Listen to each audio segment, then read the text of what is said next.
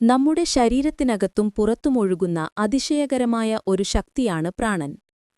ശ്വാസം, ചിന്ത, ചെറിയ ഒരു ചലനം പോലും എല്ലാം പ്രാണത്തിന്റെ ഒഴുക്കിലാണ് ആശ്രയിച്ചിരിക്കുന്നത്. പ്രാണത്തെ ഗാഢമായി അനുഭവിക്കാൻ 5 രഹസ്യ താക്കോലുകളുണ്ട്. ഇന്ന് നമ്മൾ അവയെക്കുറിച്ച് പഠിക്കാം. ആദ്യത്തെ താക്കോൽ മാനസികമായ ശ്വാസോച്ഛ്വാസം.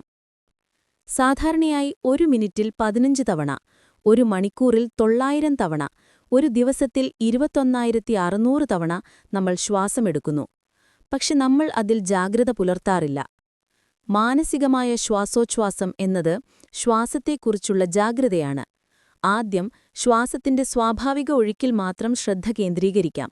പിന്നീട് ഉജ്ജയി പ്രാണായാമത്തിലൂടെ കഴുത്തിലെ ശ്വാസത്തിന്റെ സ്പന്ദനത്തെയും ശബ്ദത്തെയും അനുഭവിക്കുന്നു.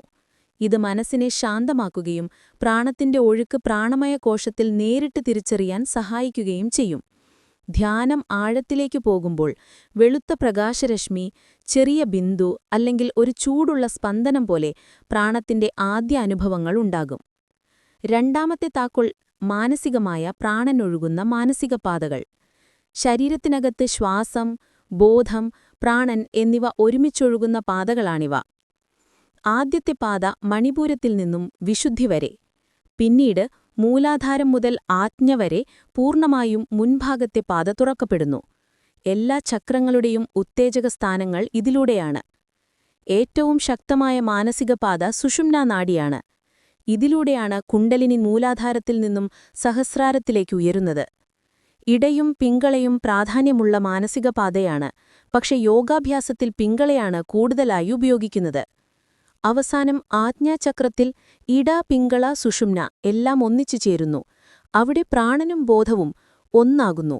പ്രപഞ്ച അവബോധനത്തിലേക്ക് ഉയരുന്നു, അഥവാ കോസ്മിക് അവയർനെസ്. മൂന്നാമത്തെ താക്കോൽ മാനസികമായ പ്രധാന പോയിന്റുകൾ അഥവാ ചക്രങ്ങൾ. സുഷുമ്നാ നാഡിയുടെ വഴിയിലായി സൂക്ഷ്മമായ പ്രാണൻ ചുഴി പോലെ ഇവ നിലകൊള്ളുന്നു. ശാസ്ത്രപ്രകാരം മൂലാധാരം പ്രാണത്തിന്റെ അടിസ്ഥാനം, സ്വാധിഷ്ഠാനം സൃഷ്ടിയും വികാരവും, മണിപുര ശക്തിയും സംഭരണവും, അനാഹത സ്നേഹവും കാരുണ്യവും, വിശുദ്ധി പ്രാണന്റെ ശുദ്ധീകരണം, ആജ്ഞ ബുദ്ധിയും ഏകാഗ്രതയും, സഹസ്രാര ദൈവബന്ധവും ആത്മസാക്ഷാത്കാരവും. ഇവയാണ് മാനസികമായ പ്രധാന പോയിന്റുകൾ അഥവാ ചക്രങ്ങളും അവയുടെ പ്രവർത്തനങ്ങളും. പ്രാണവിദ്യ അഭ്യാസത്തിലൂടെ ഈ ചക്രങ്ങളെ വേഗത്തിലുണർത്താം. ഓരോ ചക്രങ്ങൾ തുറക്കുമ്പോഴും പ്രാണത്തിന്റെ സ്വഭാവത്തിൽ വ്യത്യാസങ്ങൾ സംഭവിക്കുന്നു. ഒരിടത്ത് ആവേശം, മറ്റൊരിടത്ത് ശാന്തി, മറ്റൊരിടത്ത് പ്രകാശാനുഭവം. നാലാമത്തെ താക്കോൽ മാനസികമായ ശബ്ദമാണ്. പുറത്തെ ശബ്ദങ്ങളെ വിട്ട് തലച്ചോറിന്റെ ആന്തരിക ചിതാകാശത്തിൽ ശ്രദ്ധ കേന്ദ്രീകരിക്കുമ്പോൾ വ്യത്യസ്തമായ ശബ്ദങ്ങൾ സ്വയം ഉയർന്നുവരും. ഗ്രന്ഥങ്ങളിൽ പറയുന്ന ചില മാനസികമായ ശബ്ദങ്ങൾ ഇവയാണ്: തേനീച്ചയുടെ മൂളൽ, മണിയുടെ ശബ്ദം, ശംഖിന്റെ മുഴക്കം, വീണയുടെ സംഗീതം, ഇടിയുടെ ശബ്ദം. ആദ്യത്തിൽ സൂക്ഷ്മമായിട്ടാരംഭിച്ച് പിന്നെ ശക്തമാകുകയും വീണ്ടും ശാന്തമാകുകയും ചെയ്യും. അവസാനം അനുഭവപ്പെടുന്നത് നാദബ്രഹ്മം ശാശ്വതമായ ഓം ശബ്ദമാണ്. അഞ്ചാമത്തെ താക്കോൽ മാനസികമായ പ്രതീകങ്ങളാണ്. ധ്യാനത്തിനിടയിൽ മനസ്സ് കേന്ദ്രീകരിക്കാൻ സഹായിക്കുന്ന പ്രതീകങ്ങൾ. ഒരു പ്രതീകം ഭൗതികമായിരിക്കാം. വിളക്കിന്റെ ജ്വാല, സൂര്യൻ, ചന്ദ്രൻ, പുഷ്പം, പർവ്വതം അല്ലെങ്കിൽ യന്ത്ര, മണ്ഡല തുടങ്ങിയ രൂപങ്ങൾ. പുറത്തു കാണുന്ന പ്രതീകം ഉള്ളിൽ വ്യക്തമായി പ്രത്യക്ഷപ്പെടുന്നതുവരെ പരിശീലിക്കുകയാണ് ലക്ഷ്യം. ശ്രദ്ധയും ഏകാഗ്രതയും വളർത്താൻ ഇത് അത്ഭുതകരമായി സഹായിക്കും. പ്രാണായാമത്തിന്റെയും പ്രാണവിദ്യയുടെയും ഉയർന്ന തലങ്ങളിലെത്താൻ ധ്യാനം വളരെ പ്രധാനമാണ്. ഇങ്ങനെ പ്രാണനെ തിരിച്ചറിയാനും അനുഭവിക്കാനും നിയന്ത്രിക്കാനും 5 താക്കോലുകളുണ്ട്.